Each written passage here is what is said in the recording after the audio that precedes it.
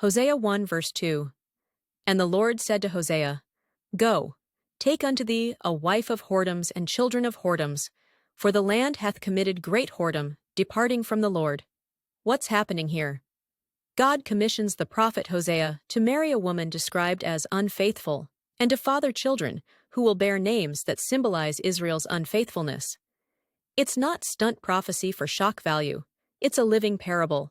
The domestic reality of Hosea's marriage will dramatize Israel's spiritual adultery, a people who have departed from the Lord by worshiping other gods and trusting other loyalties.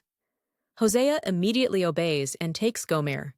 The narrative continues in the next verse. A careful look at the language. Words like whoredoms and harlotry are blunt and jarring in modern ears. Biblical prophets often use provocative physical images to make spiritual truth memorable.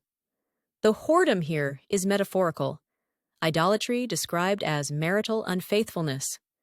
The form of the command, Go, take unto thee a wife, forces the prophet into relationship with the very thing he must denounce, so his life becomes a sermon people can see and feel. Why this matters today? God often uses embodied, messy means to tell truth. The message comes through relationship, not just from a podium. God's truth shows up in lived experience, sometimes inconveniently. Idolatry isn't only ancient shrines, it's modern loyalties.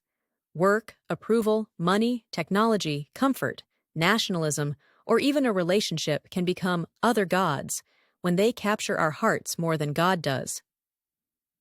Hosea's point: spiritual unfaithfulness looks like misplaced devotion. Grace and judgment are held together. Hosea's book is fierce about unfaithfulness, but it's also one of the most tender portraits of God's love. God calls a backsliding people to repentance even while promising restoration. Practical application for your life now. Name the idol. Ask honestly, what steals your first loyalty? Write it down. Naming is the first step out of denial. Enter a symbolic action. Hosea's marriage made the invisible visible. You don't need drama, but a tangible action helps. Return something you've been hoarding, fast a habit, or create a simple altar of gratitude each morning. Speak plainly to your heart. Confession isn't a lecture, it's a reorientation. Say, Lord, I've given this too much room. Practice small restorations. Start tiny. 5 minutes of silence. A Sunday morning off from work. A phone-free dinner. To recenter devotion where it belongs. Remember the gospel balance. Confront wrongness honestly, but don't stop at shame. Press toward repentance and the renewed love Hosea ultimately points to. A short encouragement.